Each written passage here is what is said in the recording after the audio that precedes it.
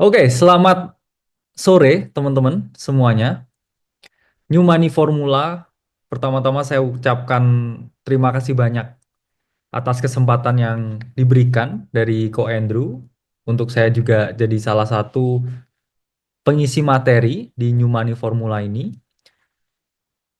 Nothing I say is financial advice di semua yang akan saya sampaikan di sini. Teman-teman harus lakukan riset mandiri dan punya kesadaran bahwa cryptocurrency ini merupakan aset dengan risiko tinggi. Nah, sebelum kita bahas mengenai kripto, saya jelasin dulu ya, apa itu sih sebenarnya new money? Karena pasti banyak nih teman-teman nggak tahu ya secara definisi. Dan saya yakin teman-teman ini berpikir ya, kalau ada new money berarti ada juga ya old money. Oke, kita breakdown. Apa sih sebenarnya old money? Apa sih itu new money? Ya, dari sumber kekayaan. Old money ini ya biasanya bukan generasi yang pertama atau kekayaan yang dihasilkan ini warisan keluarga. Sementara new money ini mereka yang dari generasi pertama sudah menghasilkan. Ya mungkin kalau Ko Andrew ini new money ya, tapi duitnya old money ya. New money tapi saking banyaknya duitnya jadi klasifikasinya old money ya. Dan jenis asetnya old money ini adalah aset-aset yang lama, biasanya properti ya. Saham itu peralihan antara old money dan juga new money. Sementara new money kita generasi pertama, generasi perintis, saya pun juga 100% seorang perintis. Orang tua saya adalah pelaku UMKM dan cukup secara finansial. Namun bukan berarti ya saya dapat apapun atau meneruskan usaha orang tua saya. Enggak. Jadi saya benar-benar semuanya mulai sendiri dan 100% kekayaan saya itu saya dapatkan dari cryptocurrency, dari new money ini. Yang mana kalau orang tua, old money, ini strateginya biasanya lebih stabil dan konservatif. Sementara kita, new money, ini biasanya lebih agresif. Meskipun nanti juga akan saya jelaskan gimana sih caranya kita ini memperoleh sesuatu, gaining sesuatu dari market tanpa kita juga rungkat. Strategi yang konservatif, meskipun juga memanfaatkan new money strategi. Dan orientasinya old money ini biasanya jangka panjang. Sementara kita ini maunya jangka pendek, instant gratification. Dan itu pun juga nggak masalah karena dunia serba cepat dan kita harus segera ya bisa mengambil atensinya. Nah, kenapa harus trading kripto? Karena ini zamannya kripto, ya. Ini zamannya di mana aset desentral ini bisa merubah hidup banyak sekali orang. Di mana dulu ya mungkin emas, properti, saham itu milik orang tua kita bahkan milik kakek dan nenek kita, ya. Nah, kenapa Bitcoin ini disebut ya sebagai aset yang outlier ya saya bilangnya? Karena kenaikannya ini jauh lebih tinggi dibandingkan dengan aset-aset yang lain. Oke? Jadi Bitcoin ini kenaikannya 154% per 2023 dibandingkan dengan Magnificent Seven, bahkan Ethereum, ya, Triple Q, SPY, dan berbagai aset-aset yang lain. Gold ke outperform dengan Bitcoin di 2023 dan 2024 ini kita juga bisa melihat rally yang sangat signifikan dari Bitcoin. Nah, saya setuju dengan yang disampaikan oleh Ko Andrew tadi. Jangan keluar pekerjaan kalian, oke, harus punya active income. Kalau bisa gajinya ditambah, naik jabatan. Passive income, oke, buat usaha kecil-kecil. Baru portfolio income ini yang sifatnya menunjang. Jangan kebalik. Jangan berharap kriptonya bisa kaya, oke, karena 4% di bull market terakhir ini di US ya, ini keluar pekerjaannya karena kripto. Itu hal yang tidak boleh dilakukan ya. Saya sangat mengutuk. Karena ketika dulu saya proses di kripto, itu 100% bukan uang saya ya, hampir bukan uang saya, itu semua uang istri saya dulu ya. Dulu masih pacar ya, sekarang istri. Dan waktu itu saya juga masih punya passive income dari usaha jual beli tas ya, dan juga agen properti waktu itu. Active income-nya saya juga masih mengajar sebagai dosen. Jadi meskipun porto saya waktu itu udah miliaran, bahkan 2 tahun pertama itu saya tidak cash out sama sekali ya. Dari 30 juta ya jadi 7 miliar itu saya nggak cash out sekali, hidup masih frugal living, masih makan di warteg, setiap sholat Jumat masih minta nasi ya. Jadi yang disampaikan Ko Andrew tadi benar. Kalau orang zaman sekarang ya udah punya duit dikit tuh udah langsung bergaya. Saya tuh udah punya duitnya miliaran ya. Dulu nggak cash out, nggak beli mobil, terus compounding, uangnya terus saya gulung. Karena dari awal saya memang bisa dibilang ya nggak butuh, uangnya itu udah uang dingin. Ya, uang saya dan istri saya yang udah saya sepakati ya ini hilang. Kalau dari awal mindsetnya ini, oke, mau invest kripto tapi nggak siap hilang, ya jangan invest kripto. Oke, mending fokus saja di pekerjaan. Tapi kalau udah pekerjaannya mapan, passive income ada, nggak masalah mulai invest kripto. Teman-teman harus pahami diri teman-teman sendiri. Ya, siapa saya, apakah saya udah punya penghasilan, berapa banyak level keuangan saya seperti apa, apakah ada urgensi keuangan, apakah saya udah paham tentang mengelola keuangan dan apa tujuan ke depan ini. Apa yang ingin saya dapatkan dari market. Kalau dari awal udah nggak tahu diri, ya, misalkan nggak punya pekerjaan, masih punya utang, dipinjol, oke, ya jangan ke sini dulu, nanti dulu ke sini. Kamu tambah babak belur kalau dari awal kondisi keuanganmu udah nggak stabil. Saya dulu ya ketika memulai kripto ya punya tempat tinggal, punya pekerjaan, punya passive income juga. Jadi psikologi saya waktu itu ketika memulai itu sangat tenang dibandingkan ketika saya dulu memulai nggak punya uang sama sekali. Terus itu uang pinjol misalkan. Mungkin saya nggak ada di titik yang sekarang. Jadi harus pahami siapa diri teman-teman. Dan di kripto sendiri ini ada dua cara. Satu cara sulit, dua cara mudah. Cara mudah tadi yang dibilang Ko Andrew kalau kita ikut di sini itu pasti nggak bakal miskin. Ya.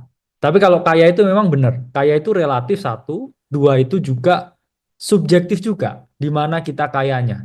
Mungkin 5 miliar di Malang kategorinya kaya, tapi mungkin 5 miliar di Jakarta itu kategorinya biasa aja. Dan juga kaya itu memang bukan untuk semua orang dan nggak harus nggak dan semua orang nggak harus kaya untuk bisa bahagia. Oke? Karena nggak ada bedanya dengan saya dulu belum punya uang, kemudian portofolio bisa grow sampai grow yang signifikan itu juga biasa saja rasanya ya. Jadi tujuannya dari awal harus di set secara jelas. Karena kalau teman-teman mau cara yang mudah ya, itu bisa teman-teman lakukan seperti yang dilakukan Bro Timothy, hanya dengan borong Bitcoin. Tanpa technical analysis, tanpa mempelajari semua yang saya sampaikan di sini, gainnya konsisten dan pasti. Kalau Bitcoin saya berani bilang hampir pasti. Jadi hanya ikut borong terus, borong terus, borong terus, borong terus. Bitcoin tuh harganya akan lebih tinggi 5 tahun dari sekarang, 10 tahun dari sekarang, 20 tahun dari sekarang. Itu hampir suatu kepastian. Karena ya Donald Trump juga udah mengendorse Bitcoin. Ya, presiden negara paling adikuasa di dunia itu mengakui Bitcoin sebagai aset. Jadi kita udah harus berhenti di sana ya untuk skeptismenya. Pasti naik. Bitcoin itu jumlahnya terbatas, manusia ini jumlahnya tambah banyak terus. Uang jumlahnya tambah banyak terus. Nah, cicil borong Bitcoin ini strategi paling bodoh. Misalkan teman-teman hanya membeli $100 setiap minggu selama 3 tahun terakhir ya. Ini dengan total yang diinvestasikan 15.700, teman-teman bisa gain 103,74%. Ya, dengan total value itu menjadi 31.900. Jadi pasti grow. Meskipun sekarang baru tahu kripto, oke, saya baru tahu kripto, saya mungkin nggak jago buat trading. Karena sedikit sekali orang yang bisa seperti saya, ya. Ada skill set tertentu dan ada pengalaman tertentu. Jadi, kalau memang ini saya mau cara yang mudah, ya, oke, saya borong Bitcoin aja. Saya kerja, dapetin income, terus saya mulai cicil-cicil Bitcoin sampai beberapa tahun ke depan. Itu strategi yang masuk akal. Dan pasti tidak miskin. Oke. Karena ini alat untuk melindungi kita dari inflasi. Nah, Pemula pun dengan cara mudah bisa pakai strategi terkonsentrasi. Apa itu strategi terkonsentrasi? Ada strategi klasik ya, yang diungkapkan John Bogle. Kalau di saham 60-40. 60 saham, 40 obligasi. Namun kalau di kripto, ya ini bisa pakai strategi 60 Bitcoin, 40 Ethereum. Strategi ini yang saya pribadi lakukan karena 90% aset saya itu Bitcoin dan juga Ethereum. Jadi memang saya juga main ya di tempat yang lain, tapi itu sangat kecil sekali. Hanya untuk presentasi ya, hanya untuk iseng-iseng, tapi main holding saya itu tetap di Bitcoin dan juga Ethereum. Nah, mengapa Bitcoin? Karena sama ya, tadi kita bandingkan dengan berbagai aset. Bitcoin itu sebagai suatu aset yang membuat portofolio kita jadi balance. Meskipun kita asetnya ini multi aset, punya properti, punya saham, punya emas, punya obligasi. Gak ada salahnya punya Bitcoin 10%. Karena hanya dengan Bitcoin 10%, ini bisa membuat portofolio kita lebih balance ya dengan tingkat ya return yang jauh lebih tinggi. Jadi punya Bitcoin ya sedikit aja ya dari multi aset yang kita miliki itu merupakan strategi yang cukup oke. Nah, Bitcoin dan Ethereum itu juga lebih saya bilang terjamin ya dibandingkan aset lain. Misalkan kita mau berspekulasi ya di Shiba Inu, Dogecoin. Itu di time frame yang sama ya. Ini di 2023 Bitcoin Ethereum rally sendiri, sementara Dogecoin dan Shiba Inu ini turun terus. Ya, ini menunjukkan apa ya? Ini menunjukkan bahwa ya hanya dua aset ini yang bisa dipercaya di pasar kripto. Dan Ethereum merupakan aset dengan revenue paling tinggi. Hampir semua perusahaan-perusahaan besar yang membangun aplikasi di atas jaringan blockchain itu selalu menggunakan Ethereum. Jadi Ethereum ini memang kurang ramah ya untuk retail karena biaya yang mahal. Tapi Ethereum ini ramah digunakan untuk perusahaan-perusahaan besar. Itulah mengapa ya saya lebih tenang ya melihat Ethereum karena saya tahu ini digunakan ya oleh institusi yang besar. Nah, itu tadi cara gampang. Oke, kita tetap kerja, bangun passive income, ikut borong Bitcoin setiap minggu, setiap bulan. Saya jamin pasti tidak miskin.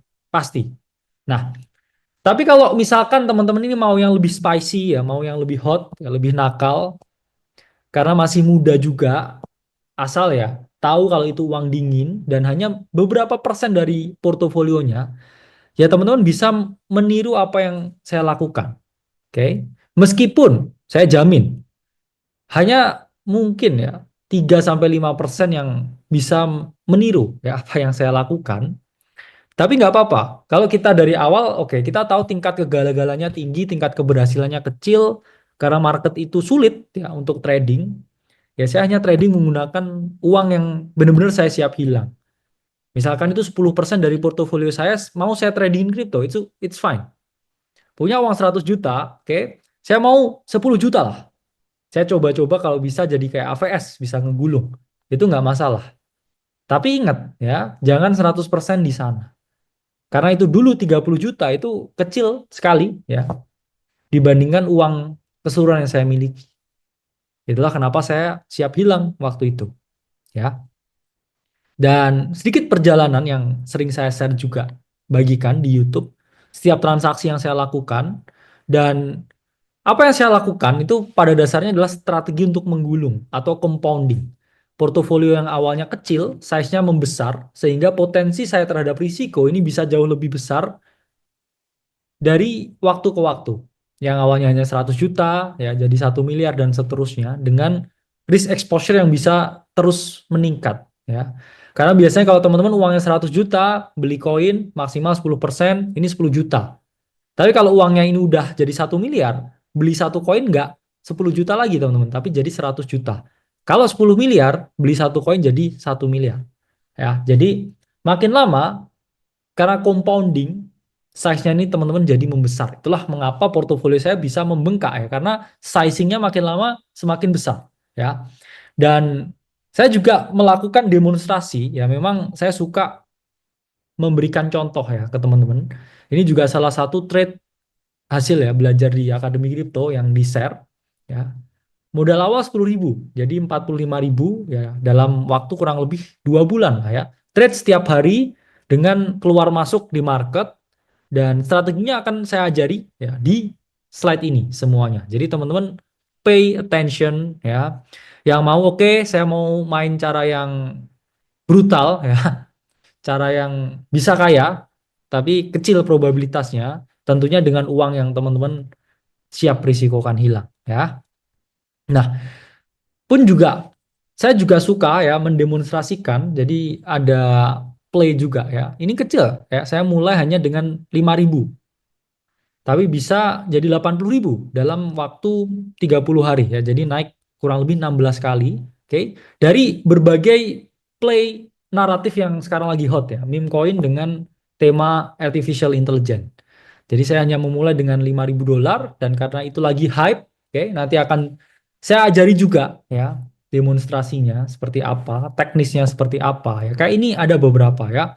Partcoin naik 6.000%, 60 kali lipat ya. Kemudian Opus naik 26 kali, ACT naik 17 kali. Jadi kalau 60 kali lipat itu gimana ya? Kalau teman-teman sizingnya 1 juta rupiah, ya jadi 60 juta.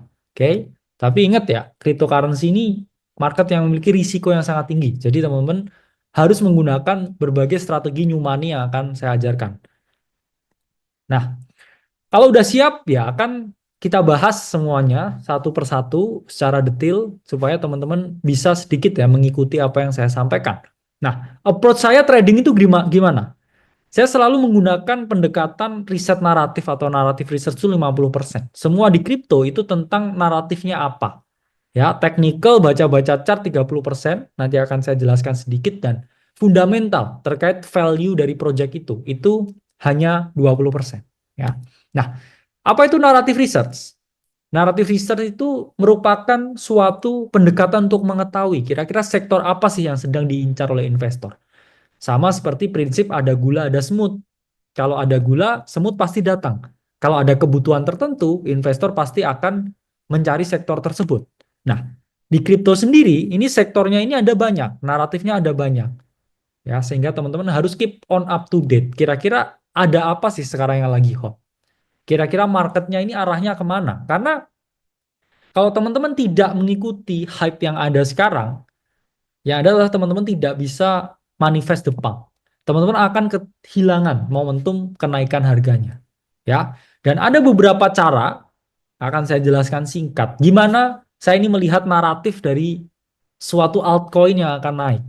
Seperti saya tadi ya, dari 5.000, oke, menjadi 80.000 dengan mengikuti naratif-naratif yang ada, tentunya dengan terus menggulung ya. Itu contoh kecil yang bisa saya ilustrasikan. Nah, pertama, pakai social observation, pengamatan sosial. Lihat kira-kira ada apa sih yang dibutuhkan dunia dunia teknologi sekarang yang bisa direspon dengan berbagai altcoin-altcoin ini, ya.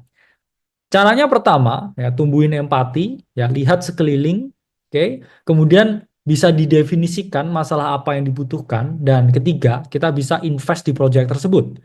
Contohnya apa? Misalkan ini ada naratif DePIN. Oke, decentralized physical infrastructure. Kita lihat misalkan empatinya. Oke, layanan cloud computing ini mahal. Masalahnya apa? Soalnya tersentral semua layanannya. Terus kemudian apa nih? Project yang bisa diinvest. Oke, ada naratif DePIN yang mana membuat layanan cloud computing terdesentral sehingga lebih murah. Nah, itu contoh. Oke. Nah, selanjutnya kita juga bisa melihat misalkan naratif kalender, atau adanya rotasi-rotasi yang selalu berubah di market kripto. Ini salah satu naratif kalender yang dibuat di Akademi Kripto yang cukup membantu, saya bilang ya, teman-teman yang trading kripto selama tahun 2024 ini ya. Kalau kita lihat special computing di awal yang Aceh ungkapkan, render naik signifikan. Awal tahun AI, FEDS. Terus kemudian tahu naik signifikan di Q1. Di Q2 kita lihat RWA, apa yang terjadi yang ngepump waktu itu Ondo. Nah, sekarang Q3, Q4 CBDC. Apa yang ngepump sekarang? Edgebar. Yang ngepump lagi apa? XRP, XLM ya. Teman-teman harus bisa melihat seberapa akurat kalender ini yang disampaikan di AC dengan yang kejadian sekarang.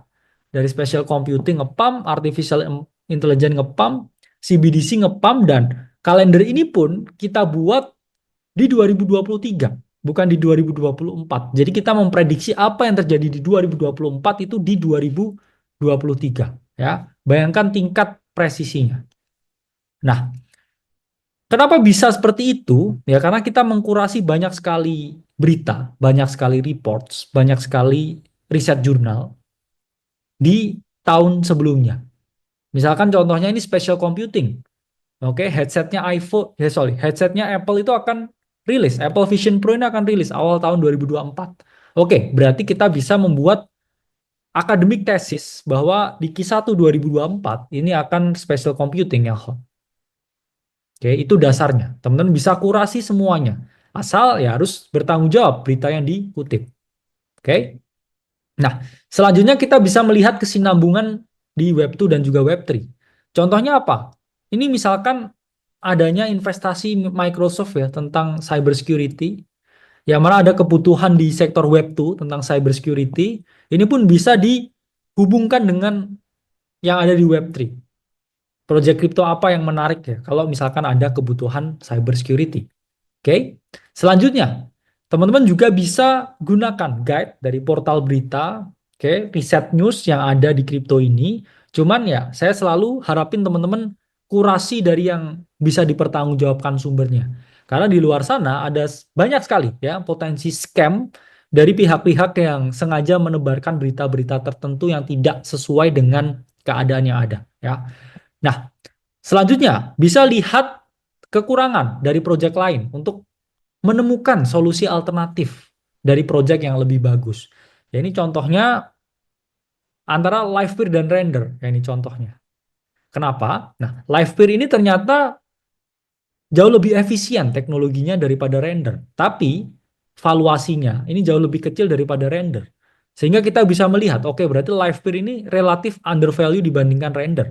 Dan saat itu, ya, spatial computing yang masih jadi naratif hot. Sehingga ketika kita memposisikan diri di Livepeer, yang terjadi adalah ada kenaikan yang signifikan dari Livepeer, dari harga Livepeer itu sendiri. Ya. Nah, selanjutnya kita juga bisa melihat pola kecenderungan ya pergerakan naratif. Karena sejarah itu tidak pernah berulang, tapi sejarah itu selalu berirama. Ya. Contohnya misalkan, oke, setiap Q1 AI ini selalu mengalami kenaikan. Patternnya selalu seperti itu. Q1 2023, koin-koin AI ini naik. Q1 2024, koin-koin AI ini naik. Nah, secara irama harusnya di 2025 Q1 koin-koin AI ini juga mengalami kenaikan karena kita juga bisa melihat data historis untuk membangun tesis akademis bahwa oke, akan naik nih AI di Q1 awal tahun depan. Nah, ini contohnya, oke. Berarti dengan 2023 Q1 AI, 2024 Q1 juga AI, kita juga bisa membuat tesis akademis bahwa akan ada kenaikan AI di tahun 2024 awal. Nah, selanjutnya yang paling pasti untuk melihat pergerakan dari setiap naratif yaitu dengan melihat volume. Bisa dilakukan cara manual atau pakai tools. Contohnya gimana? Ya cara manual ya teman-teman scan setiap volume dari naratif yang udah dikelompokkan ya. Biasanya pakai CryptoSlate ini bisa. Tapi kalau teman-teman mau lebih gampang dengan grafis, oke, teman-teman juga bisa pakai Dune Analytics di sini. Ya, ini data dari Cryptocario ya di Dune Analytics. Ini ada naratif index. Di sini kita bisa melihat ya, kira-kira oke, altcoin apa yang harus dibeli dari naratif yang mau bergerak ini. Di sini kita bisa memposisikan secara presisi. Oke, ini naratif AI masih undervalue karena ada di bawah. Atau oke, ini RWA udah overvalue, waktunya saya jual karena udah di atas. Ya.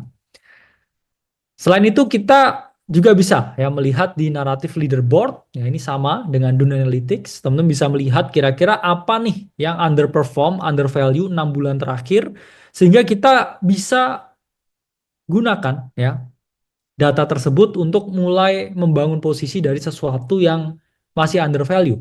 Kalau kita mau chase the pump, Oke, ini overvalue tapi udah terbukti nih naratifnya mengalami kenaikan terus. Saya mau posisikan diri membeli koin-koin tersebut. Itu bisa, dua pendekatan yang berbeda. Ini pun juga sama ya, dengan Duna Analytics bisa melihat worst and best performing. Ya, teman-teman bisa search, ini gratis di Google, Crypto Corio Duna Analytics. Ya, toolsnya gratis. Dan teman-teman harus pahami ketika trading naratif, yang mana itu 50% dari style trading yang saya gunakan, harus pahami selalu cash out ya 4 bulan maksimal. Karena naratif apapun di kripto itu hanya bertahan 2 sampai 4 bulan. Lebih dari 4 bulan naratifnya udah selesai dan harganya pasti akan turun. Oke? Itulah mengapa biasanya selesai hanya di 3 bulan. Bulan pertama ini selesaikan pembelian. Bulan kedua ini teman-teman moonback. Atau teman-teman jual 50%, amanin modalnya.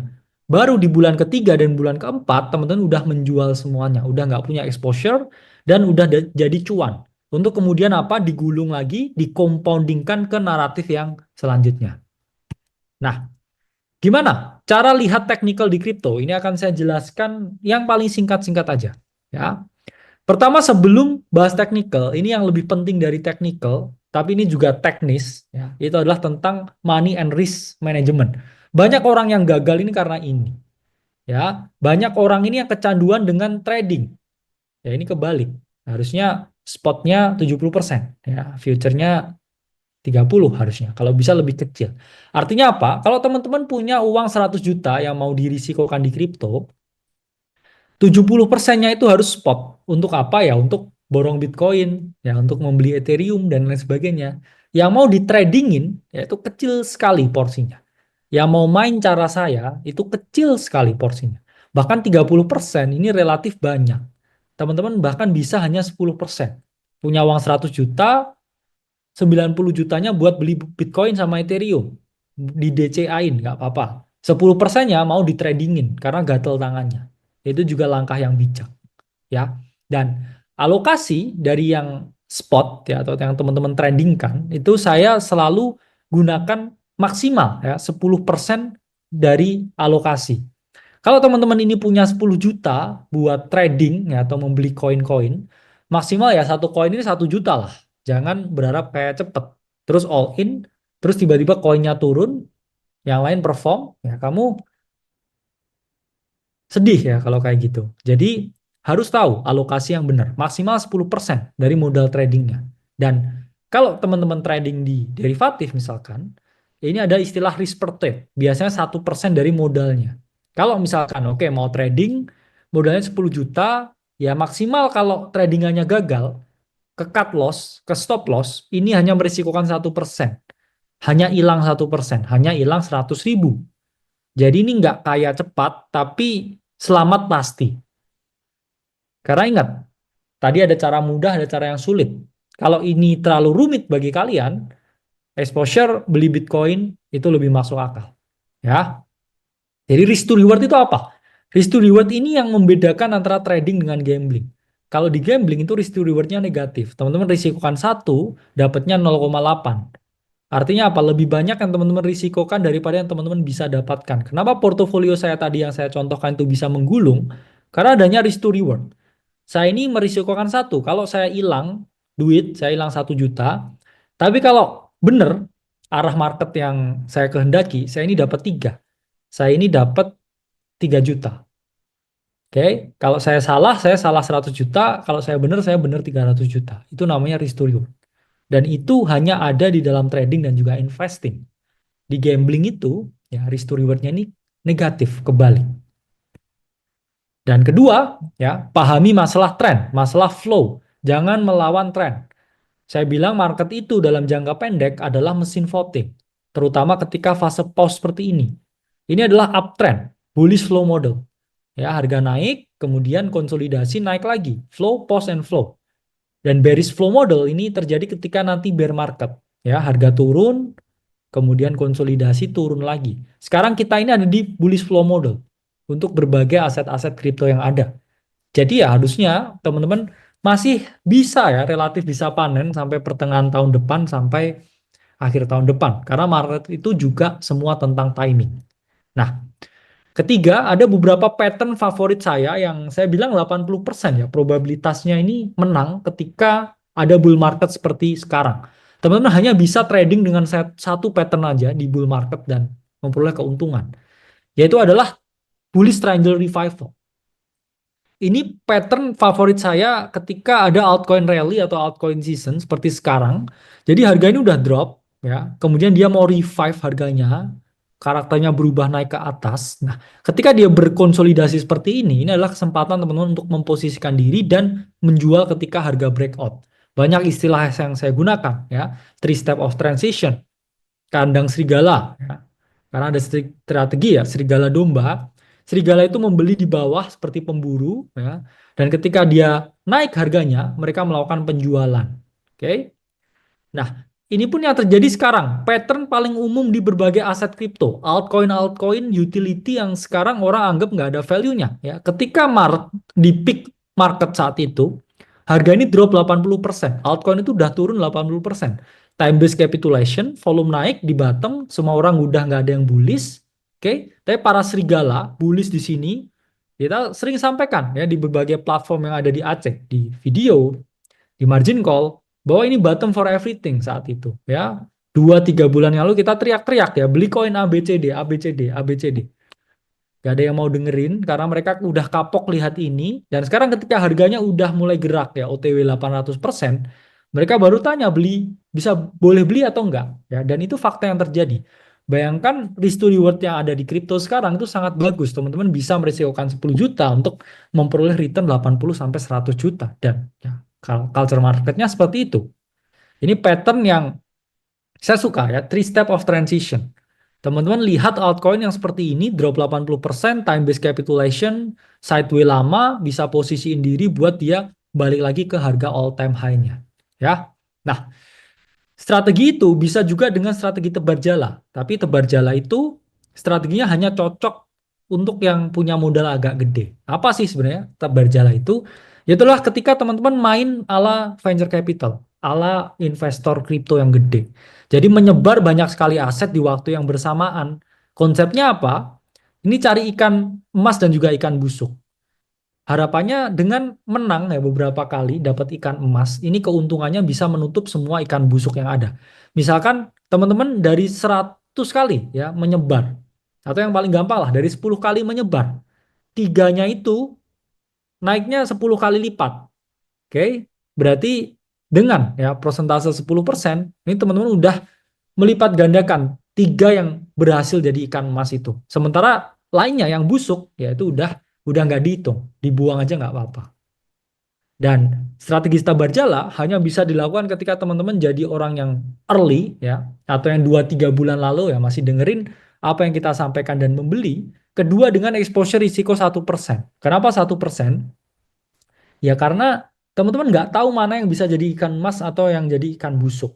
Itu pun strategi yang saya terapkan ketika saya flip ya akun demonstrasi tadi dari 5.000 ke 80.000. Jadi saya tebar semua dengan 1% risiko. Ya, jadi cacing atau naga ya kalau istilahnya orang saham. Yang mana kalau teman-teman punya 100 juta, 1% risikonya 1 juta. Jadi punya 100 juta, beli 100 koin masing-masing 1 juta. Kalau ada beberapa ini naiknya 10 kali, ya 20 kali, ya itu bisa menutup ya ikan-ikan yang nggak perform tadi.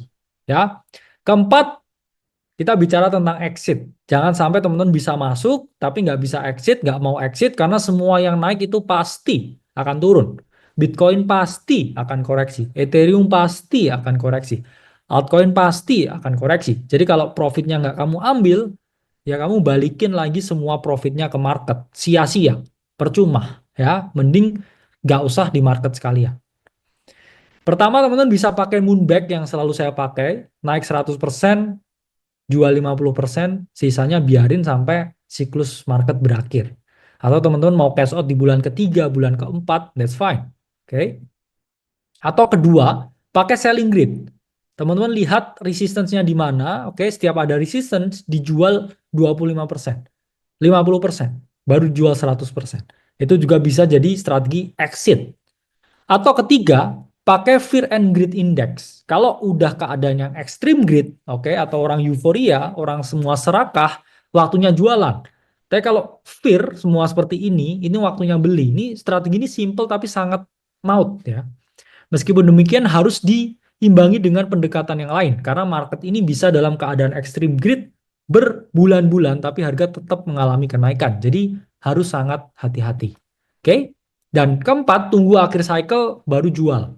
Contohnya gimana? Ya, Bitcoin itu biasanya top marketnya itu kurang lebih 518 hari setelah halving. Ya, sama seperti top di 2018 ini 518 hari setelah halving, terus Bitcoin drop 70-80%. 2021 juga sama ya, 518 hari terus kemudian drop. Nah, 518 hari setelah halving sekarang ini kapan? Ya kurang lebih September atau Oktober 2025 ya. Dengan potensi target dengan price action yang ada ya at least seenggaknya itu di 120.000. Tapi sebelum 120.000 ya teman-teman juga bisa ya mulai keluarin barang. Kalau Bitcoin ya saya sarankan kalau mau jual jangan dijual semua karena ada potensi juga ketika udah banyak institusi dan negara yang masuk seperti sekarang, koreksinya udah nggak 70-80% lagi ya, mungkin hanya 30-40% lagi. Jadi jangan di cash out semua, ya mungkin di cash out 70%, punya exposure 30% ya, buat nanti beli di bawah lagi kalau dikasih harganya. Tapi kalau teman-teman udah oke lah saya nggak bisa timing the market, oke lah saya nggak ada waktu, ya beli aja Bitcoin terus-terusan setiap minggu. Saya yakin ya, 10-20 tahun lagi ya pasti agak di harga ratusan ribu. Nah, terakhir nih, gimana cara lihat fundamentalnya? Oke, tadi udah dijelasin tentang naratif, tentang technical. Fundamentalnya kan cuma 20%. Tapi ya 20% nggak bisa serta-merta kita buang.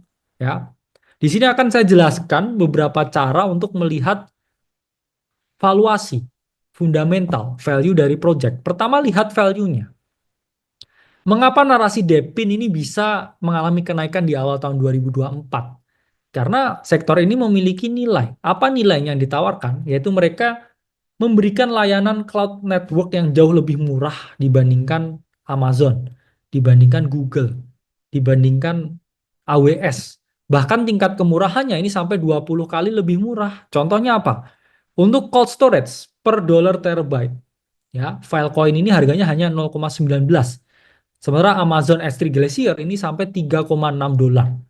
Bayangkan seberapa murahnya pakai teknologi blockchain, pakai teknologi kripto. Itulah kenapa kripto disebut aset masa depan. Karena dia jauh lebih murah dibandingkan teknologi yang ada sekarang. Ya. Dan kemudian kedua, untuk melihat fundamental, lihat money models-nya. Bisnis modelnya. Ini koin ngasilin duit atau enggak? Sama seperti perusahaan, kalian hanya mau investasi ke perusahaan yang menghasilkan duit. Kalau perusahaan ini nggak ngasilin duit, ya ngapain kamu investasi di sana? Yang ada kamu hanya sumbang duit.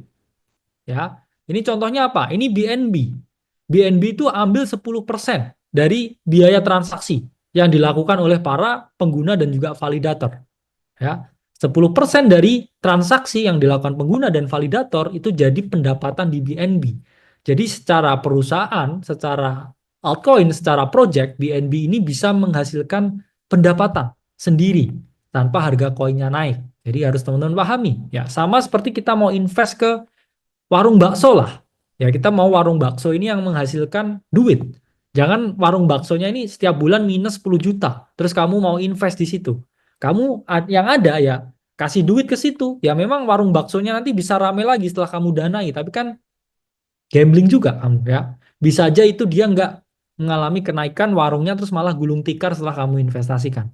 Jadi dilihat bisnis modelnya. Ini bisa dilihat di mana? Di token terminal. Oke.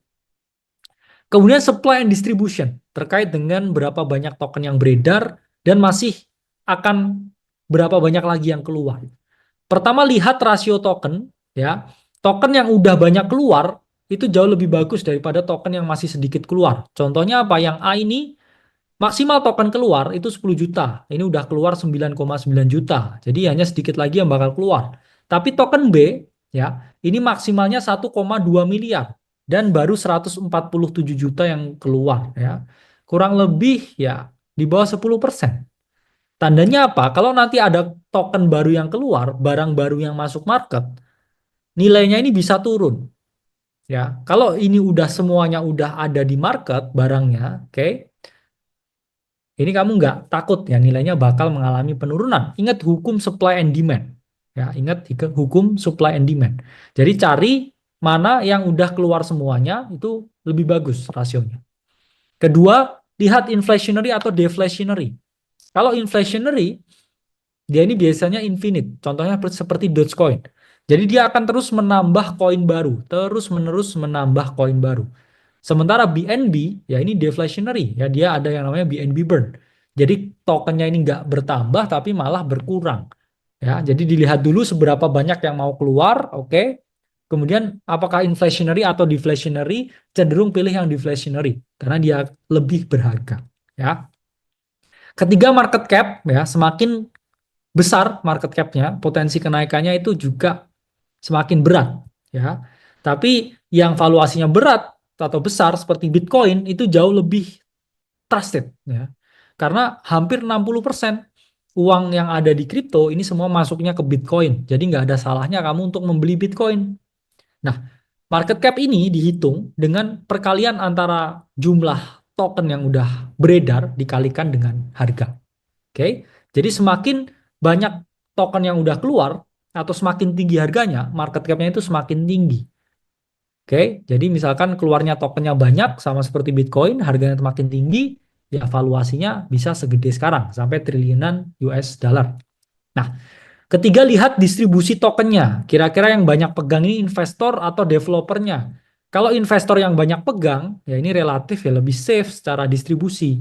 Artinya apa? Ya, investor yang memegang kendali atas proyek ini ke depannya seperti apa. Tapi kalau kebanyakan ya dipegang pemiliknya, kalau di kripto ya pemiliknya biasanya asal jual.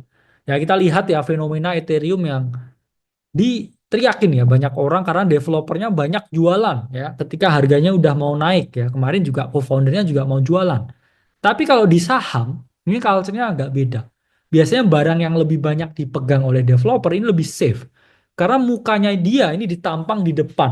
Ya, kita tahu, misalkan di beberapa perusahaan yang IPO di Indonesia, kalau dia ini melakukan penjualan ya sahamnya, ini biasanya malah dimaki sama publik. Kalau kripto ini karena udah cenderung anonimus, ya mereka jadi suka-suka melakukan apa yang mereka lakukan. Ya, terakhir lihat ya foundernya, ada yang anonim, ada yang enggak. Project yang misalkan disupport ya orang yang udah relatif kuat sebelumnya seperti WorldCoin, ya ini biasanya dia juga cenderung lebih stabil ya harganya dari waktu ke waktu. Oke. Dan teman-teman juga harus bisa ya melihat faktor eksternal juga seperti smart money ya. Investor besarnya siapa aja di project itu karena venture capital ya perusahaan investasi kripto mereka nggak mau jual tokennya di harga murah, mereka akan melakukan pemasaran sebaik mungkin, development setinggi mungkin supaya harga ini bisa mengalami kenaikan. Dan terakhir lihat ya the crowd atau investor para retail ini mereka yang membeli yang menaikkan harga ya fungsinya ini sangat penting, support secara langsung atau tidak langsung ya secara langsung mereka bisa promo project ya kemudian mereka juga mengawal ya kinerja dari para developer ya dan saya rasa udah cukup ya dengan pemaparan yang saya berikan. Saya harapkan nanti bisa kita lanjutin ya dengan beberapa pertanyaan ke teman-teman. Jadi setelah presentasi ini dilaksanakan saya mau bilang ya, anything I say is not financial advice. Kripto ini aset yang memiliki risiko yang sangat tinggi, jadi teman-teman harus sangat berhati-hati ketika masuk ke market ini. Terima kasih ya. Terakhir saya tutup quotes, keberhasilan hanya bisa terjadi ketika kita mengusahakan kemustahilan. Saya Kalimas ada dari Akademi Kripto. Terima kasih atas kesempatan yang diberikan. Oke, teman-teman boleh kita applause dulu, appreciate ke Prof. Kakak. Terima kasih banyak, thank you banget. Gila kelasnya Prof. Kakak nih selalu well prepared banget ya, dan selalu well presented loh. Thank you so much ya, Prof. Kakak. Oke, Ya. let's go. Siapa nih yang mau nanya? Raise hand. Aku buka mau berapa pertanyaan nih, Prof. Kakak, yang mau ngomong langsung nih sama Prof. Kakak. Kita buka aja ya. Siapa nih yang mau raise hand pertama? Ada 119 nih yang resen. Oke, oke. Aku pilih aja. Dipilih kakak-kakak ya. Siapa nih? Oke, aku pilih ya sebentar. Siapa nih?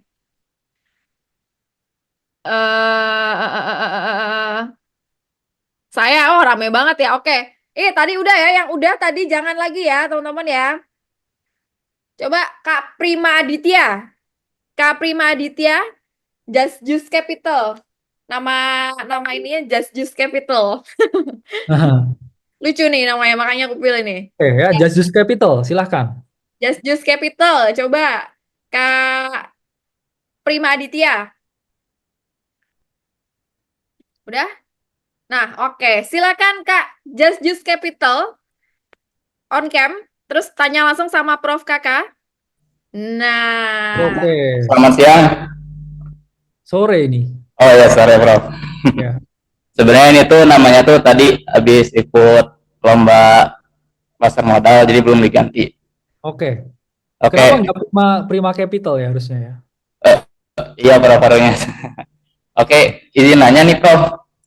Oke, Saya tuh kan masih SMA sekarang. Saya kemarin tuh coba ikutin. Saya sebenarnya tuh member AC dan coba ikutin scalpingnya. Bukan member AC-nya yang apa sih, kayak bukan beneran membernya, tapi ngikutin AC dari awal AC bangun. Terus saya coba sping trade di kripto. Saya coba ya minim lah di futures. oke. Tapi Member ilegal ini berarti ya? enggak juga Bro, enggak juga. Apa ini?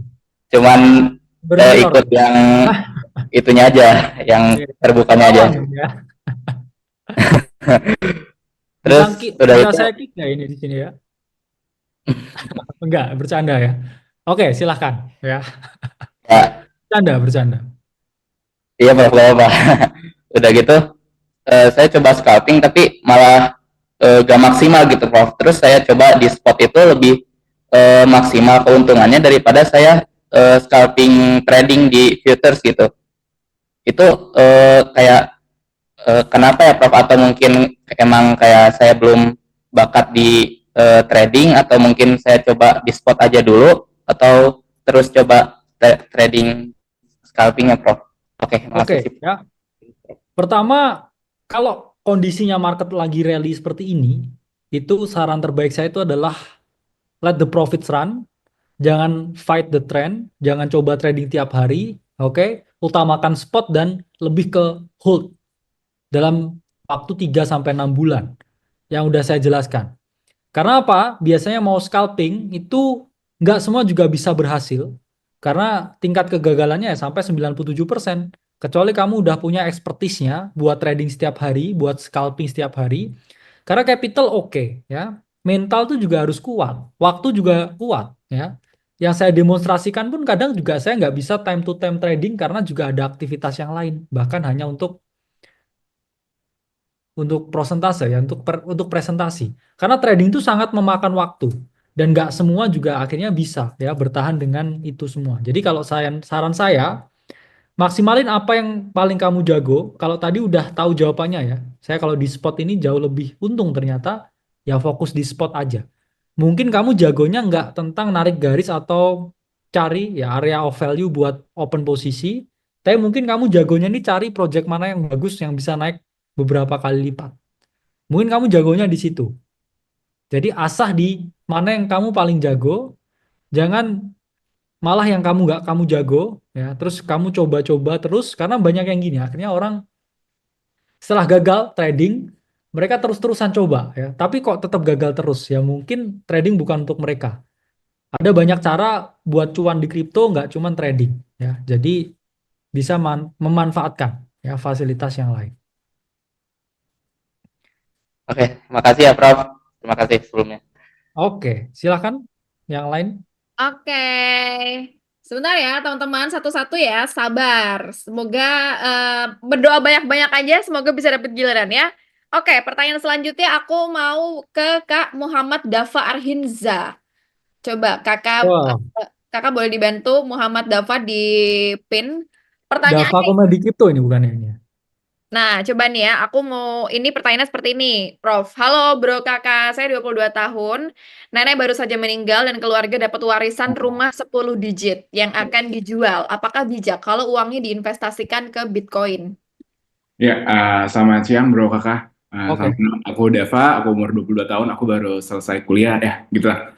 Jadi tuh kebetulan nenek saya tuh 2 tahun lalu baru meninggal dunia. Ya. Saya itu tahun ini lagi adalah perundingan keluarga kalau rumah nenek saya itu bakal dijual lah. Nah, dibagi sama saudara-saudara ayah saya. Nah, karena saya udah selalu ngikutin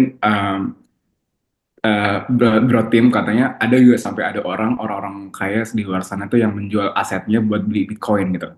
Nah, ayah saya tuh sampai sekarang masih terlalu belum terpercaya lah sama itu Bitcoin gitu loh. Mungkin ya saya nggak bisa menyalahkan generasi ayah saya, mungkin ayah saya kan generasinya mungkin masih tahu saham atau obligasi atau deposito. Nah, saya Ya. cuma selalu bilang Bitcoin ini mungkin ya saya juga percaya Bitcoin itu masa depan. Nah, menurut Bro Kakak sendiri, apakah saya dengan uang misalnya saya nggak bisa nyebut spillnya berapa ya, pokoknya ya sekitar belasan M lah gitu lah. Apakah saya langsung all in ke Bitcoin semua, tapi saya cuma dimin aja gitu loh sampai berpuluh tahun atau 10 tahun atau 20 tahun lagi gitu. Itu sih Kak. Dengan Oke. karena saya berpikir gini, kalau misalnya papa saya kan saya juga sebenarnya masih bingung antara mau kerja atau mau jadi berusaha kan. Kalau saya misalnya mau jadi pengusaha, saya takutnya saya dikasih uang, let's say 100 juta aja. Saya takutnya kalau misalnya saya dengan modal 100 juta, saya gagal, ya saya mending mulai dari nol, dari apa yang saya bisa lakukan sekarang, saya mending kayak, ya udahlah, saya mending ada investasi yang aman aja dulu gitu loh. Gitu. Itu sih kok. Itu sih bro, itu, Prof. Oke, ya. Saran saya maksimal lah ya 10% di kripto. Itu Oke. pun juga sudah sangat tinggi ya risikonya. Kalau kamu mau semuanya kamu pakai itu tidak bijak sama sekali ya. Kenapa? Karena waktu kita di cycle ini pun juga udah mendekati akhir ya, kurang lebih hanya 1 tahun ya, beberapa bulan lagi berakhir. Near the top dan kamu mau jual rumah, ya itu sebenarnya udah seperti ini ya, udah siap tinggal di jalan ya itu ya. Ini aset keluarga sih dok, aset keluarga yang emang harus sudah dijual gitu loh, bukan aset warisan lah gitu. Ya, kalau dari saya jadi kamu ya mending nggak masalah ya 10%-nya diinvestasikan ke kripto, cuman sisanya itu mending kamu bangun ke bisnis yang kamu paling ngerti. Kamu paling jago apa sekarang? Dari segi Ah, bisnis atau kamu masih kerja gimana ini? aku masih baru suka, sekarang aku lagi menjalankan bisnis dropshipping sih kok, Oke, dropshipping ambil barang coba dari bisa nggak kira-kira dengan uang itu kamu scale in ke bisnis dropshippingnya? bisa sih kok, bisa sih. Kan Ya. gimana caranya? Saya pengen tahu. Gimana misalkan punya 10M nih. Oh, Bisnismu ini gimana? Kamu apain 10M dari bisnis kamu ini? kalau buat 10 M sih, ya saya belum terlalu mikir buat sama karena saya cuma ambil main-main kecil aja masih sekitar 10 juta di awal per bulan. Karena saya kan dari dropshipping saya biaya iklan di Facebook di Meta Ads baru saya iklanin kayak gitu. Itu sih. Makanya saya bilang saya tuh cuma pengen mulai dari nol aja sih, saya berbisnis tuh mulai dari nol dari hasil kerja saya gitu loh. Itu. Saya nggak mau saya nggak mau Berarti kamu kurang yakin dong sama bisnisnya buat di scale up dengan 10 miliar itu, misalkan. ya seperti itu juga sih Kurang kok. yakin berarti ya. Ya Dengan bisnisnya kurang yakin. kurangnya juga gitu. Karena saya juga masih belajar lah gitu. Kalau sampai, kalau gini, kalau kamu, saya kasih misalkan Oke. 10 miliar, harus bisa kamu scale in di bisnis kamu sekarang. Kalau jawabanmu kamu belum yakin, ya berarti kamu perbaiki lagi bisnisnya.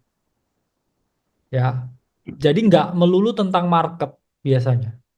Karena kalau kamu punya mindset, oke, 10 miliar, nanti kalau Bitcoin double dari sini, ya, ini nanti saya punya rumahnya jadi double. Ya, itu mindset yang salah. Ya, jadi Ah, mending ditata dulu ya dari passive income-nya. Kalau misalkan kamu kesulitan lah, oke, bisnis saya ini mentok, Prof. Ini saya cuma jual jasa, ya. Saya dapat warisan rumah nenek yang mau dijual. Apakah saya all in crypto atau enggak? Jawabannya enggak, ya, maksimal 10%. Oke. Itu pun juga harus punya concern yang tinggi. Nah, sisanya buat apa? Ya mungkin kalau nggak bisa kelola bisnis ya cari passive income. Kamu beli rumah ya terus kamu kontrakin, ya. Terus atau misalkan kamu bukalah coffee shop atau bukalah kos-kosan. Jangan punya mindset ngedobelin uang ya kalau kamu dari awal aja baseline bisnisnya ini nggak kuat. nggak bisa kamu scale up. Ya ngapain? Itu kamu akan buang-buang uangnya itu. Dan mentalmu, ya kalau kamu itu nggak mendapatkan sendiri, ya oke, itu kamu nggak siap ya untuk kamu potensi hilangkan ya. Jangan menginginkan sesuatu yang dari awalnya itu bukan sesuatu yang kamu miliki untuk menghendaki ya sesuatu yang nggak kamu miliki juga. Oke. Itu sama aja kamu bermimpi ini ya, bermimpi nikah sama artis Korea gitu ya. Nih, oke. Ya itu mimpi di siang bolong ya. Udah punya pacar ini, Dava ini. Belum sih kok, karena saya selalu lihat itu nonton podcast Timothy Ronald, pokoknya Bitcoin itu jangan pernah dijual aja gitu loh. Itu sih yang saya lihat. Makanya saya juga, ya saya kan belum ikut member Aceh, saya cuma nonton dari Margin Call atau ikutin Timothy Ronald yang di sama Kawan Susanto ya, yang di Holy Wings, yang apa yang itulah berkolaborasi gitu. Itu Ya sih. berarti ya mungkin harus member aja, member dulu baru Ya, siap kok, siap, siap. ya. Ya, ada teman saya juga udah member sih kok. Iya. Ya, Oke, banyak. Nah, yang siap. lain Masih kok ya. ya. Thank you Kak Dava Ya, untuk sama-sama. pertanyaannya. Oke, semoga lancar-lancar ya semuanya. Oke, aduh banyak banget yang nanya nih ya. Oke, oke, oke. Coba nih, siapa nih ya? Kak, wait, aku lihat lagi. Kak, ini siapa ya? Wandra, Wandra, Kak Wandra. Wandra apa Kak Wandra ya? Coba, Kak Wandra atau Kak Wandra? Pertanyaannya nih ya, Prof Kakak. Prof mau nanya, sekarang kan lagi euforia bull market, semua berlomba ngejar profit dan naikin porto. Tapi kalau Ya, nanti masuk bear market, gimana caranya bertahan? Sementara saya masih ingin investasi tetap jalan, meski pasar turun. Ada strategi atau mindset yang bisa dipegang? Nah, boleh. Kak Wandre, sambil on cam juga ya. Halo Prof, halo Wandre. kenalin Prof, saya Wandre asal Batam. Oh, Mau bukan nanya nih, ini ya, bukan asal UK ya. bukan Prof. Oke, saya kira One Direction ya. Izin Prof mau nanya, Oke. saya kan baru turun kripto cycle ini kan, tahun-tahun ini awal-awal tahun. Mau nanya Prof, orang-orang sekarang kan lagi euforianya bull market ya. Ya, Eh, Orang pada nyari koin-koin yang mana yang bakal terbang. Nah, aku kepikiran Prof, gimana ntar kalau bear market itu gimana strategi yang harus dibangun atau mindset yang dibangun ketika bear market tiba Prof? Apakah masih stay di kripto atau di investasi lain? iya. Saya sarankan kalau bear market itu tetap di kripto. Kenapa? Kamu harusnya belajar jadi trader yang lebih jago itu di bear market. Apa yang saya lakukan dulu ya dari aset saya di cycle sebelumnya yang 30 juta itu jadi 7M, itu saya cash out 100% ya, near the top. Ketika Bitcoin udah change of character ya di 50.000 sekian, ya porto saya emang drop 30% dari top. Itu saya close semua 100% USDT, tapi saya nggak keluar. Satu, saya trade dengan memanfaatkan trade dua arah. Dan dua, ketika waktu itu bear market, ini banyak sekali opportunity-opportunity yang lain. Meme coin yang naik berkali-kali lipat waktu bear market itu masih ada ya. 2022 saya masih dapat meme coin ya kayak Suka dan lain sebagainya. Terus kemudian kedua, ada NFT play ya waktu bear market atau play-play yang lain yang ya kita tahu culture-nya crypto itu sangat autistik ya. Banyak hal yang tidak bisa dipakemkan dan tidak bisa ditebak. Ya, jadi saran saya ketika bear market ya jangan lari. Bahkan ketika bear market saya pun juga short Luna ya waktu itu. Kemudian buy bottomnya Luna terus naik 150x seminggu. Ya, jadi selalu ada peluang di dalam kekacauan ketika bear market. Jadi jangan lari, jangan pergi ya. Saya tahu retail 6 bulan terakhir dari Maret ya udah dikocok habis, udah nyerah ya. Karena mereka over leverage, uangnya itu masuk bukan uang dingin. Ketika market nggak favorable atau butuh waktu yang lebih lama buat gerak, itu mereka udah nyerah ya. Karena investasi itu jangka waktunya selamanya. Jadi saya sarankan tetap ambil peluang meskipun exposure-nya itu lebih kecil. Apa maksudnya lebih kecil exposure-nya? Ketika bear market saya tetap di kripto, tetap trading kripto. Tapi yang biasanya trade-nya itu size-nya misalkan 100, ini size-nya jadi 10 lah. Size-nya jadi 30 lah. Sambil kamu belajar. Tapi Oke, jangan baik. sampai kehilangan aset di bear market. Supaya apa? Nanti kamu bisa akumulasi lagi bottomnya.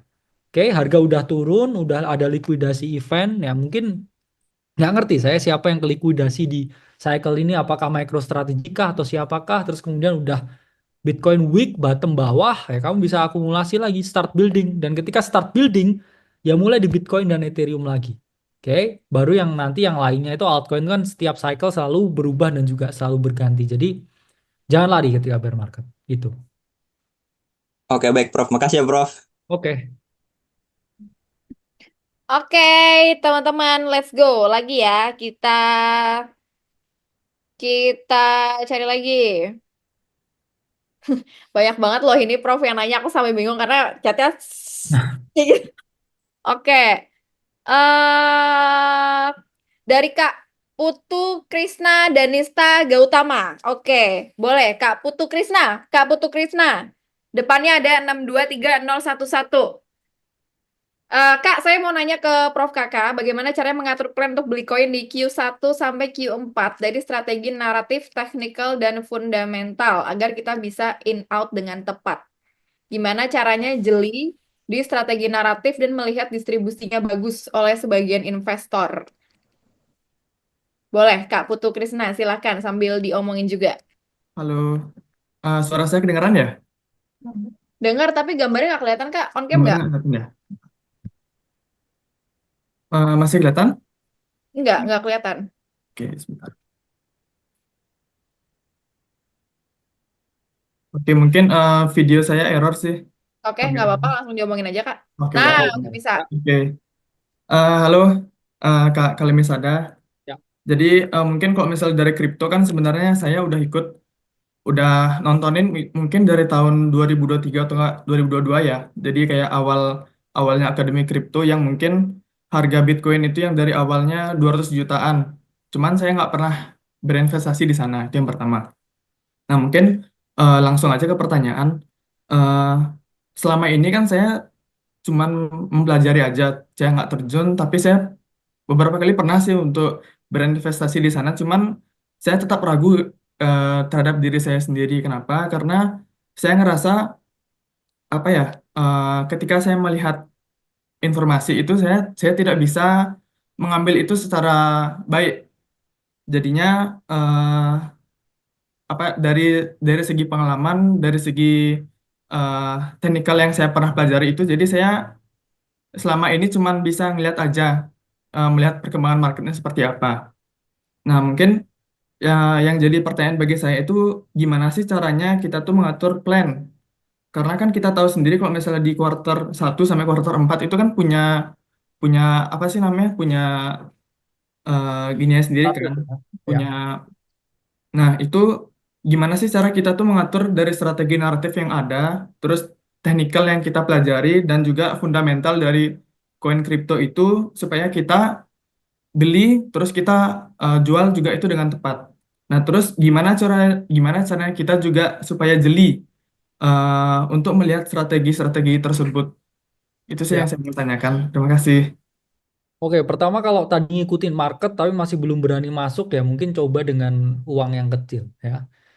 Kalau dengan uang kecil tidurmu masih enak, kuliahmu masih nyaman, kerjamu masih lancar, tingkatin lagi. Oke. Kalau di situ kamu udah mulai, oke, saya nggak bisa tidur, maunya liatin HP terus, liatin posisi saya takut kalau harganya turun, kurangin. Sampai kamu ada di fase yang oke, kenaikannya portofolionya ini menurut saya ya, ini udah oke. Tapi saya masih bisa kerja, masih bisa tidur enak, masih bisa makan enak. Itu adalah sweet spotnya. Itu adalah equilibrium of psychology of a trader menurut saya. Ya, jadi lihat mana gennya yang udah mulai jalan. Oke, saya udah oke, tapi tetap nyaman di semuanya. Itu adalah equilibriumnya. Jangan sampai oke, tidur saya nyaman, ini saya nyaman, ya berarti harus ditingkatkan ya portofolionya. Kalau itu kamu risikonya ngambilnya terlalu rendah. Tapi kalau kamu terlalu tinggi sampai nggak nyaman ngapa-ngapain, ya juga ngapain. Kamu jadinya hidup tergantung sama market. Jadi itu pun juga nggak bagus. Dan yang kedua, naratif itu selalu berganti. Ya, sekarang ada AI meta, ya, artificial intelligence tapi bukan utility coin-nya. Ya, jadi seakan-akan meme coin ya dengan sedikit ya embel-embel artificial intelligence terus AI agent harganya naik. Itu pun tidak saya prediksi di tahun 2023. Karena apa? Karena saat itu nggak ada data historis tentang AI meta ini atau tentang misalkan riset ya adanya AI agent yang nge-tweet sendiri kemudian dijadikan token dan orang semua trading di situ. Itu it was not written in the stars ya. Jadi itu nggak bisa diprediksi. Tiba-tiba muncul aja naratif baru. Nah, sarannya ya terus up to date satu, dua juga fleksibel. Kalau misalkan, oke, ini harusnya kalau saya jadwalkan ini naratifnya A. Lah, tapi ini kok trennya ya ada namanya mindshare. Ini kok ke ini ya semua orang tradingnya ini ya kamu jangan lawan trennya. Jadi harus fleksibel, jangan lawan tren. Lihat mayoritas orang ini mulai switch-nya kemana. Dan ketika udah 2 minggu saya bilang fasenya, tapi trennya nggak berhenti itu tren yang kuat. Tapi kalau seminggu ya trennya hype terus tiba-tiba hilang, itu bukan tren yang kamu mau beat. Lihat 2 minggu bisa bertahan nggak? Kalau oke, 2 minggu sustain nih. Tetap banyak yang ngomongin, harga tetap naik. Nggak ada masalah kamu punya exposure di situ.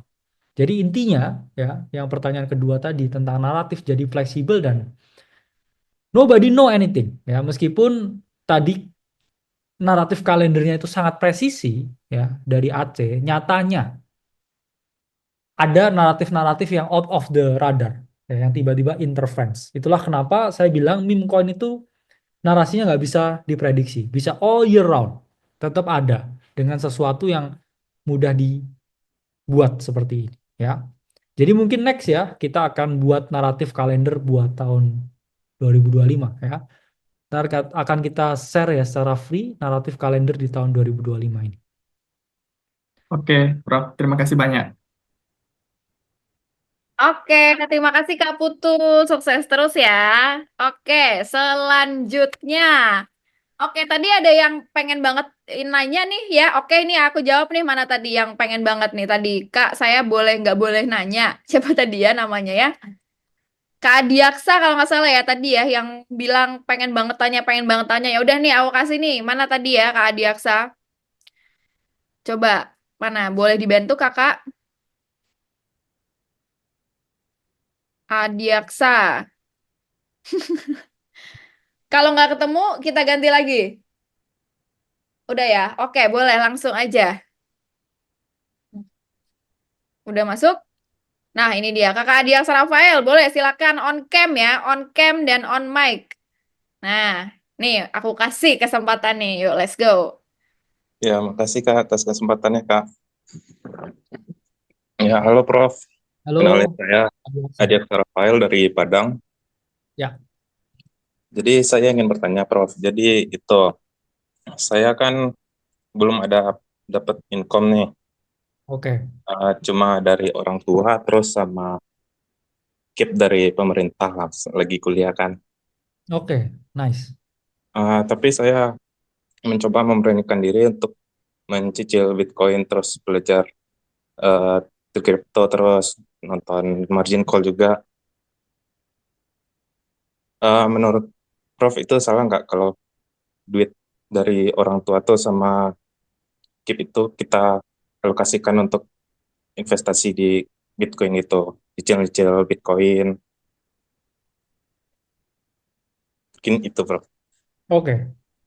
Kalau menurut saya pribadi, jangan ya. Kenapa? Satu, karena duit orang tua itu juga bukan uangmu pribadi. Dua, dana bantuan dari pemerintah itu kan juga untuk pendidikan ya.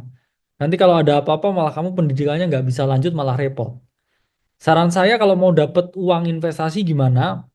Coba part time ya, cari dana tambahan dengan cara ya mungkin ya kamu carilah ya usaha-usaha sampingan ya atau bekerja di warung kopi ya, atau di tempat fotokopi dan sebagainya buat dapat dana tambahan. Nah, atau apapun ya, baru dana tambahannya itu baru bisa kamu investasikan. Jangan pakai uang keluarga ya, jangan juga ya pakai uang bantuan. Ya itu nanti akan menyebabkan seperti Maret ya, ketika semua orang banyak berharap terhadap market dan yang ada justru sebaliknya ya, terbalik semuanya. Jadi jangan pakai uang yang harus kamu gunakan.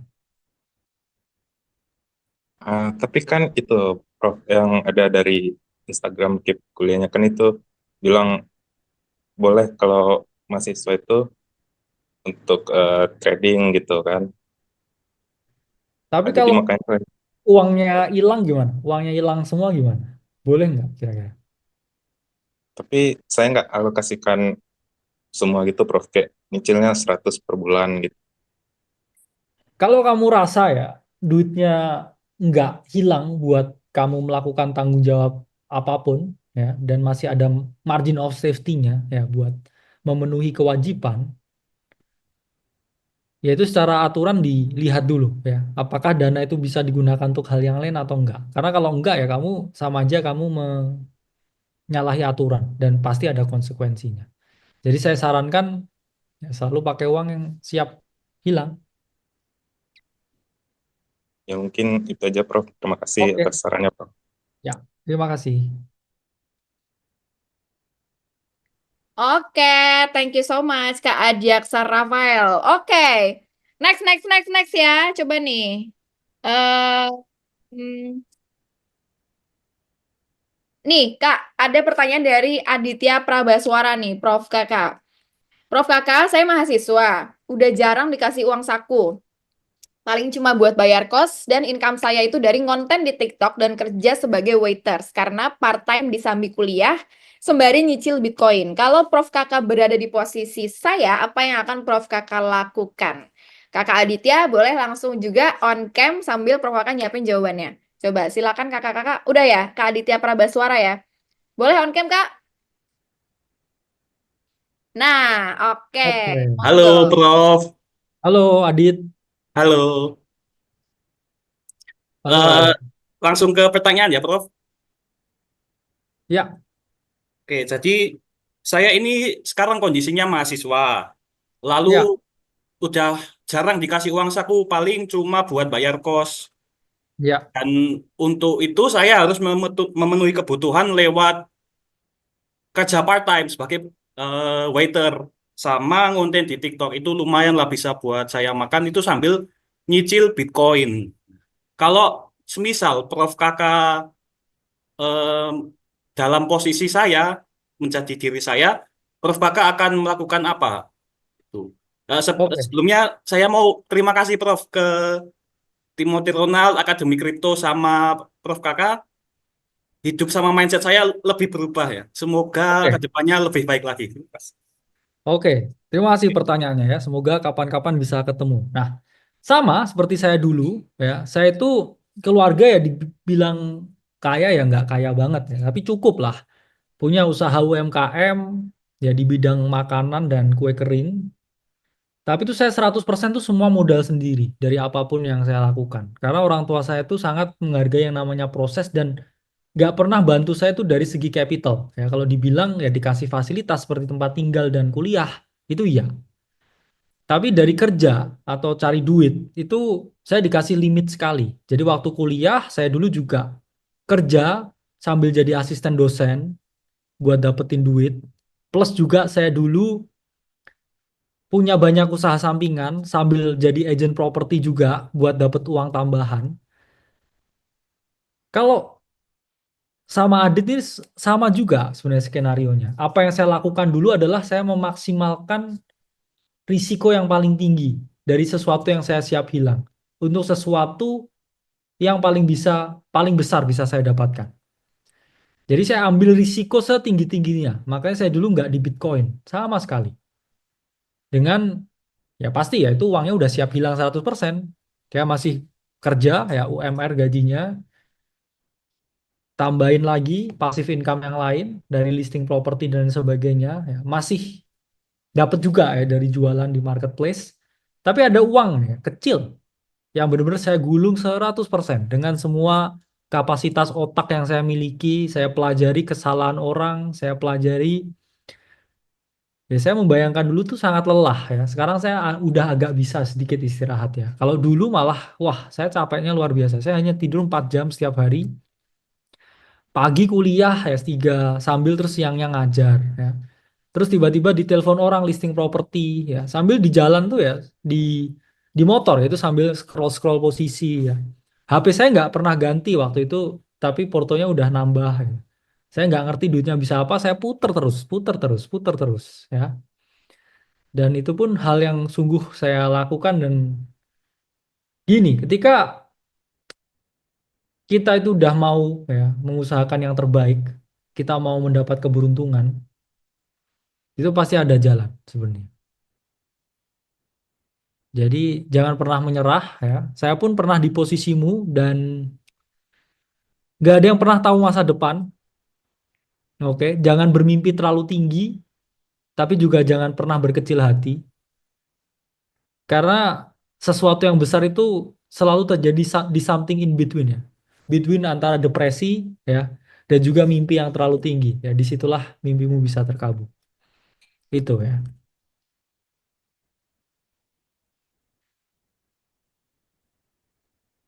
Oke, baik. Terima kasih Prof Kakak atas jawabannya. Saya puas sekali. Iya. Jangan gonta-ganti pacar ya. Eh, tidak, tidak, tidak. Fokus karena pacaran itu mahal ya. Pacaran itu mahal. Mending diinvestasikan uangnya. Oke, baik Prof. Oke, semangat Adit. Ya, terima kasih. Oke, Kak Aditya Bramantara happy banget kayaknya abis dikasih quote sama Prof Kakak. Oke, Kak, aku mau nanya dong, siapa nih yang cewek? Dari tadi cowok mulu nih. Coba, yang cewek raise hand. Aku pengen denger dari cewek-cewek di sini. Teman-teman aku nih, yang cewek-cewek mana nih? Coba ya, aku lihat ya dari namanya ya. Semoga bener ya. Coba bentar nih, kebanyakan cowok nih ya. Coba, ada nggak yang cewek nih? Yang cewek mana nih? Mana Ap- nih? Mau? Apakah Nadine nih yang tanya ini? Kita kan cewek ini. Ah, takut ah kalau Prof Kakak, takut ah. Takut salah. Coba, cewek-cewek mana nih? Sebentar. Ada nggak nih cewek-cewek mana nih? Kok nggak ada ya? Saya cewek. Siapa nih yang ada namanya? Sebentar. Dian, Dian. Coba Dian, Dian. Dian mana Dian? Udah di ini ya.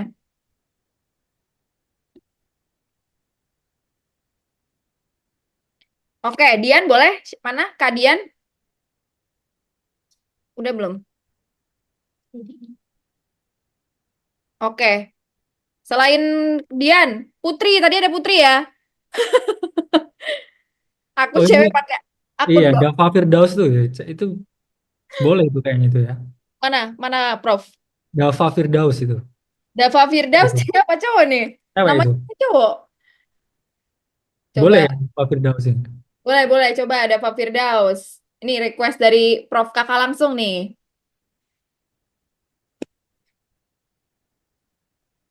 Coba mana ada Pak Firdaus? Udah dapat belum nih Kakak? Udah di add ya. Coba Kakak di ACC Kakak Dava. Udah ya. Oke, Kak Dava Firdaus boleh on cam Kak. Ya. Nah, oke. Ah ini ya. Halo Prof, Halo, halo. ini pengen nanya Prof dari tadi nggak dijawab-jawab soalnya. Iya, ini nih ceweknya ini ya. Cukur Enggak, tadi habis ini cukur. kamu di kamar mandi itu ya? Bukan Prof, ini di kamar nih. Oh, oke. Kayak kamar mandi kamarnya ya. Ini wallpaper Prof. Ini Prof pengen nanya Prof, cara screening token meme di DEX tuh gimana Prof? Kan metanya selalu berganti gitu. Kemarin AI, sekarang Christmas, besok juga nggak tahu Prof. Soalnya Oke. WR Prof kan 100% tuh. Nah, saya juga Ya. kok 100%. Bingung saya itu. Oh, ada insidernya nanti. Mau Waduh, mau saya add nih ke grupnya. share address aja Prof, nanti saya copy thread itu. Oke. Boleh ya, nanti saya DM ya. Oke, bagus ya pertanyaannya ya.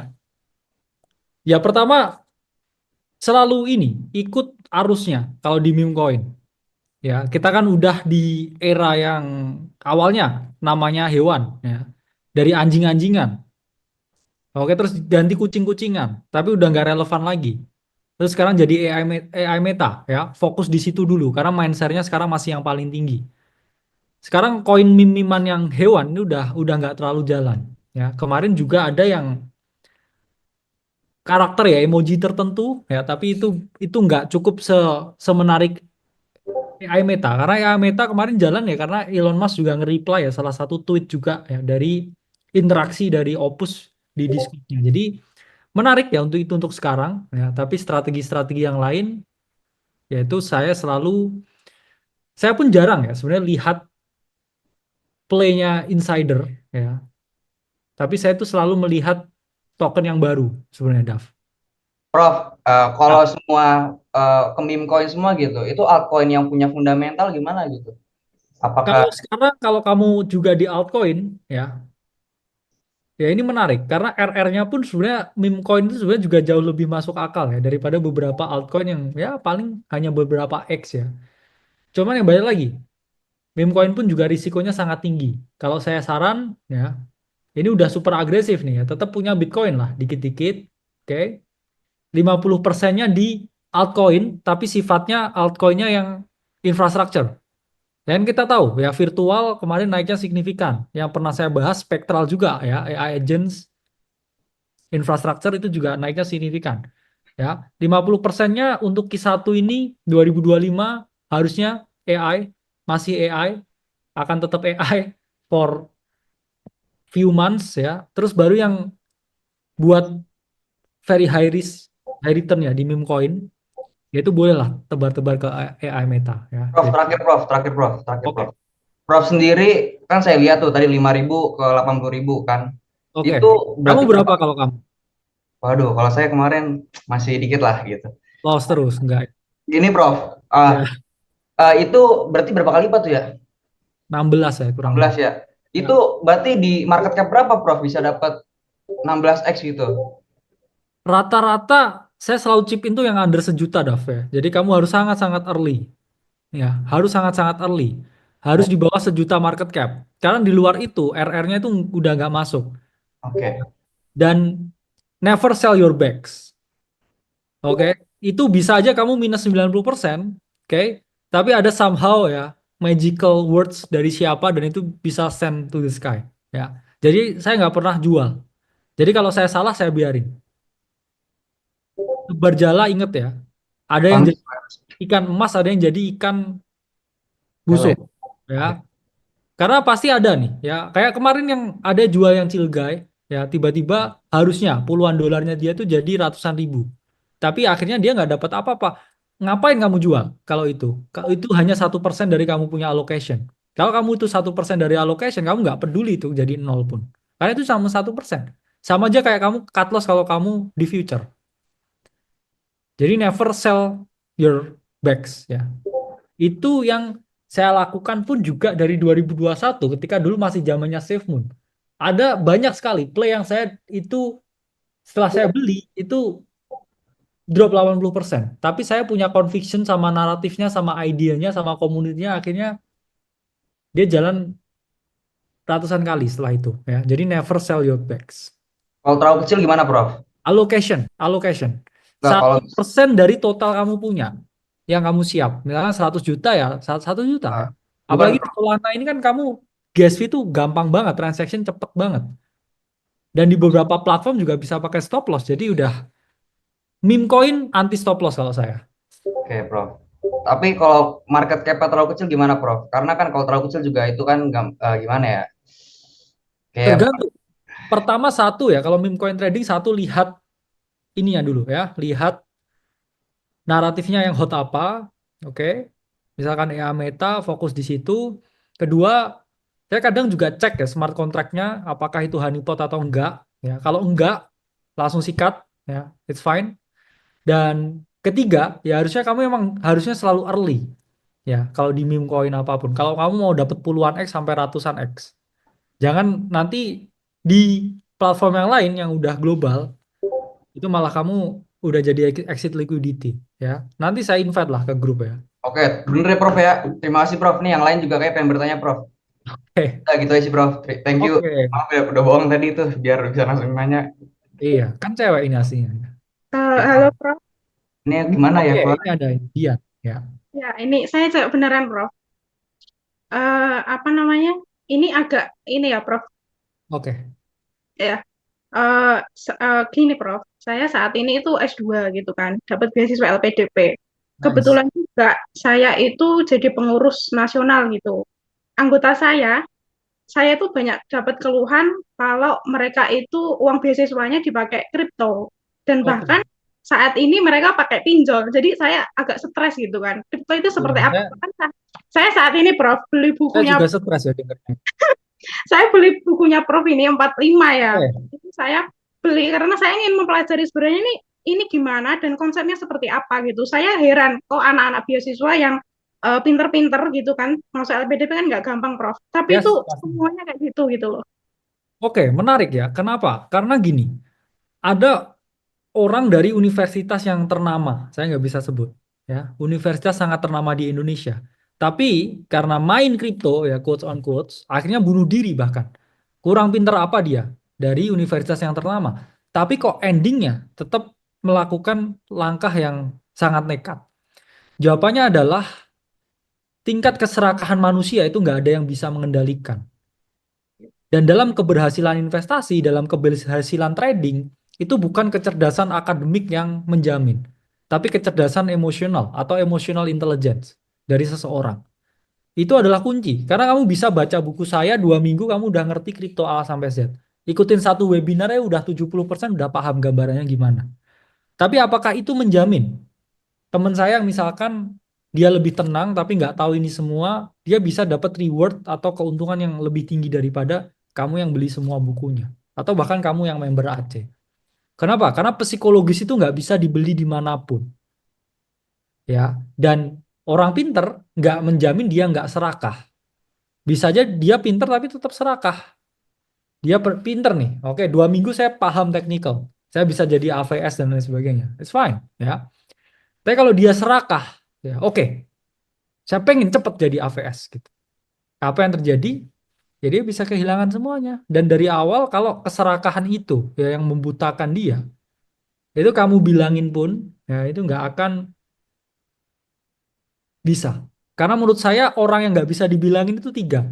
1 orang gila, 2 orang jatuh cinta, 3 orang yang pengen cepet kaya. Itu paling sulit dibilangin. Ya. Ya. Jadi nggak ada poinnya ya kamu bilang ke orang yang seperti itu. Ya. Nah, ini Prof, saya kan dari tadi nggak suka, sekarang mau pelajari. Nah, ini saya tertarik. Nah, menurut Prof, saya kan sebagai cewek ya, untuk belajar diawali dengan Bitcoin, apakah gimana? Kebetulan saya juga punya usaha, Prof. Saya sudah punya usaha bimbel dan saya punya karyawan juga 30 gitu kan. Nah, Nice. saya pengen ini pengen ke jangka panjangnya untuk belajar ke uang saya ke Bitcoin juga gitu kan. Ya. Sebagai cewek minta nasihatnya sih, Prof. Oke, nggak ada salahnya mulai dari Bitcoin dan tadi udah solid ya usahanya. Oke. Udah punya 30 ya karyawannya. Di scale Ya. up aja ya. Dalam artian profitnya diputer untuk meningkatkan bisnisnya. Kalau kripto, saya tahu cewek itu biasanya lebih risk averse. Jadi cocoknya di mana? Cocoknya di Bitcoin aja, mulai DCA aja. Mulai nabung aja untuk jangka panjang ya beberapa tahun ke depan. Karena saya tahu cewek ini biasanya gini ya. Loss dikit aja nyeseknya luar biasa ya. Nanti pacarnya malah di bad moodin biasanya hanya karena loss kecil ya. Oke. Jadi cowok itu karakternya lebih risk taker ya. Dia maunya jebret jebret kayak Dava tadi ya di kamar mandi trading gitu ya. Karena itu memang cowok. Tapi kalau cewek ini dia sangat risk averse. Dia ini lebih nggak mau kehilangan daripada punya potensi memperoleh sesuatu ya. Tapi beda kalau playgirl, beda. Biasanya lebih suka kehilangan sesuatu ya untuk mendapatkan sesuatu lebih ya. Enggak. Jadi gini, mulai di yang paling mudah, paling risikonya paling kecil, mulai dari nabung Bitcoin, pelajari kripto lebih dalam. Nanti kalau bisa lebih ya Gia, nah, baru lihat opsi yang lain tapi dimulai dari yang besar terus, ya. Oke. Terima kasih, Prof. Oke. Sukses terus untuk Dian. Ya. Terima kasih juga Kak Nadine atas kesempatannya cewek dikasih untuk tanya juga ke Prof. Iya dong, tentu saja Kak Dian. Sama-sama. Oke, Prof Kakak. Pertanyaan lagi ya, Prof ya. Ini ada yang sampai berdoa nih, Prof, dari Raden.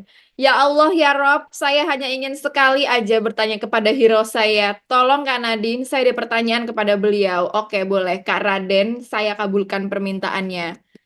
Boleh, Kak Raden, silakan on cam. Udah masuk belum ini, teman-teman? Udah ya? Oke, udah. Boleh, Kak Raden, silakan on cam. Nah,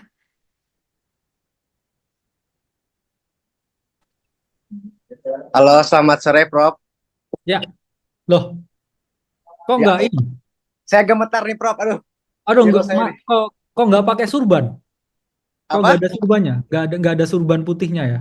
Aduh, Oh, bukan ini ya, bukan enggak. Raden Diponegoro ya? Bukan Raden Kian Santang, Prof.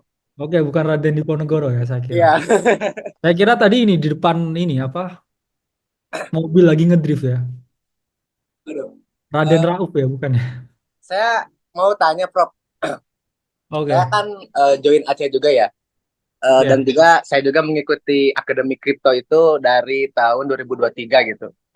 Cuman waktu itu saya cuman cicil Bitcoin aja, Prof. Di channel Timothy itu. Alhamdulillah profitnya itu saya belikan Akademi Kripto tuh. Karena memang berseliweran tuh ya di sosial media untuk mengenai apa ya istilahnya haram atau tidaknya gitu ya. Jadi saya istilahnya ada usaha buat belajar apakah ini ya istilahnya haram atau tidaknya gitu, Prof. Alhamdulillah saya udah dapat pencerahannya seperti itu. Oke. Cuman seperti ini, Prof. Setelah saya pelajari di Akademi Kripto itu, eh, karena gimana ya, takutnya kan saya udah tidak berlangganan lagi gitu, tidak dapat akses belajarnya lagi. Saya tuh Ya. ingin apa ya, ingin mendapatkan arahan dari Prof untuk saya tuh tipikal-tipikal yang memang long term, Prof. Jadi saya tuh berpikir bahwa untuk di cycle ini tuh saya menjual di apa yang berapa puluh hari itu, Prof, yang sudah halving itu. Nah, jika saya menjual dan saya start lagi di bulan Desember 2026, itu saya mulai nabung lagi seperti semula yang di channel Timothy itu. Apakah itu worth atau tidak, Prof? Atau mungkin saya tidak out semuanya gitu. Terima kasih, Prof. Oh, Duh, maaf, Prof, saya gemeter banget ini. Hero iya saya. benar. Oke. Pertama, gini, kalau teman-teman mau ya pendidikan bisa banyak ya. Di luar Aceh pun ya Aceh tetap ngeluarin video di YouTube ya, bisa teman-teman ikuti. Itu kita akan selalu kasih market update, begitupun juga di margin call. Nah, kedua ya, saran saya kalau udah ikut borong Bitcoin lama, ya nanti kalau mau cash out jangan 100% lah ya, sisain lah 30%, ada 70%-nya, baru 70%-nya itu siap untuk kamu beliin di bawah. Tapi kalau misalkan ya cycle-nya ini naik terus, ya nggak masalah, kamu masih punya 30%-nya. Jadi nggak ada yang bisa timing market 100%, dan take profit itu juga nggak ada salahnya ya. Jadi never be greedy ya, dan tetap ya punya ekspektasi yang realistis ya.